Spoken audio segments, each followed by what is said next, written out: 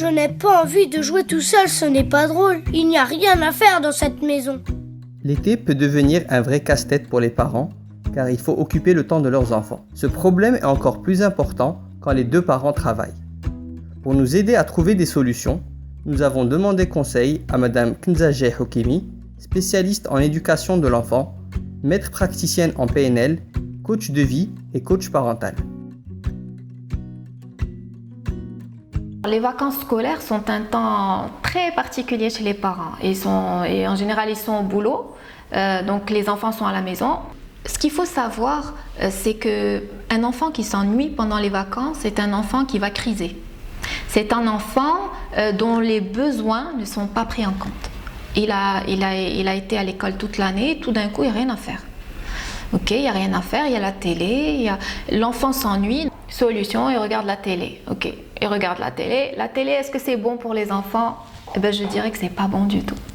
La télé nuit aux facultés, au développement des facultés cognitives de l'enfant. Okay? Il faut savoir que la télé ne rend pas service. Peut-être que c'est une solution de facilité, mais elle est nuisible. Le conseil que je peux vous donner, c'est vraiment pas plus d'1 heure par jour. Et encore, 40 minutes c'est largement suffisant et vraiment essayer de limiter ce temps de télé.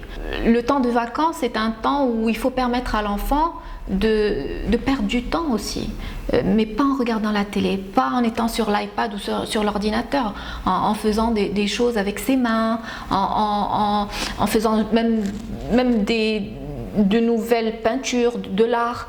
La créativité permet vraiment de développer un enfant. C'est très important d'occuper l'enfant, donc de trouver un programme sympa où il va pouvoir se défouler. L'enfant a besoin de jouer, de courir, de sauter, de nager, de faire du sport, de faire plein de choses qui vont lui permettre vraiment d'être heureux, vraiment d'être en relationnel avec d'autres enfants, de se faire de nouveaux amis aussi.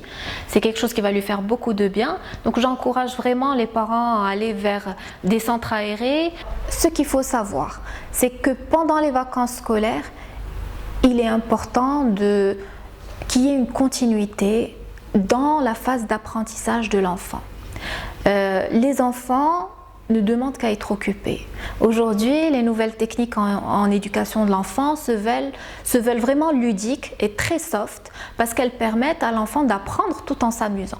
Donc l'enfant qui vient d'apprendre à lire, en l'occurrence, c'est un enfant qui a des vacances scolaires tout d'un coup et qui va ne pas écrire pendant 3 mois.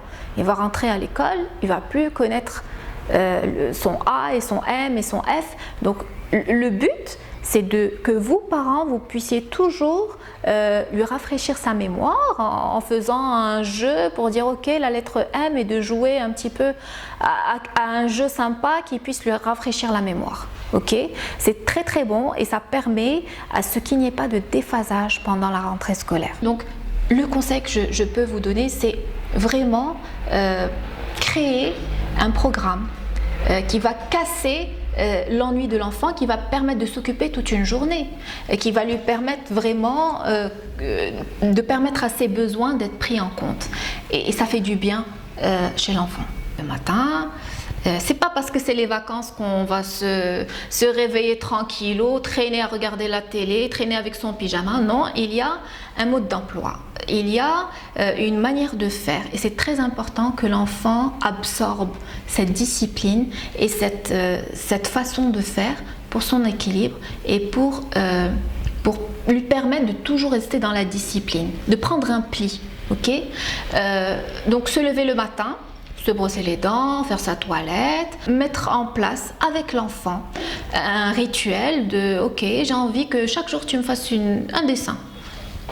Essaye de me dire comment tu vois ta journée, ok, faire un dessin et à ce moment-là, quand je vais rentrer du boulot, tu vas me donner ce dessin, on va en parler. Ce qui est important, c'est de jouer à l'enfant. Pourquoi jouer? Et pourquoi? Parce que ça permet à l'enfant d'être pris en compte. Ça permet d'être proche, d'avoir une relation de proximité avec cet enfant. Ok. Alors, pourquoi jouer avec cet enfant? Parce que quand on joue, on arrive à cerner ses émotions, à savoir quand c'est qu'il s'énerve, quand c'est qu'il est bien et quand c'est qu'il commence à faire vraiment les petits dépassements de cris, de pleurs. Ok, donc je suis proche de mon enfant et je suis proche de ses émotions. Le fait qu'il dorme, même pendant les vacances scolaires, disons à 9 h du soir, va lui permettre de se sentir apaisé. Parce qu'il va bien dormir, il va bien se réveiller et il va pouvoir bien se développer et être de bonne humeur. Un enfant qui se couche tard est un enfant qui ne se sent pas bien parce que le bon sommeil, c'est en général entre le sommeil qui fait du bien à l'enfant entre 8 h et minuit. L'enfant en général dort après minuit pendant les vacances, sous prétexte qu'il a besoin de cette liberté qu'il n'a pas eue durant toute l'année. Et c'est quelque chose de très très mauvais pour l'enfant. En parlant de rentrée scolaire, il faut absolument que les parents préparent leurs enfants à démarrer cette année. Alors, une année, ça se prépare bien à l'avance, ok? Et il n'y a pas que les fournitures, il n'y a pas que les protège-cahiers et les stylos et les trousses, il y a aussi les rituels. Les rituels se préparent pendant toutes les vacances scolaires et ils sont réajustés durant la phase de la rentrée scolaire. Ok. L'enfant qui dormait à 10 h du soir va devoir être réorienté vers un 8 h du soir.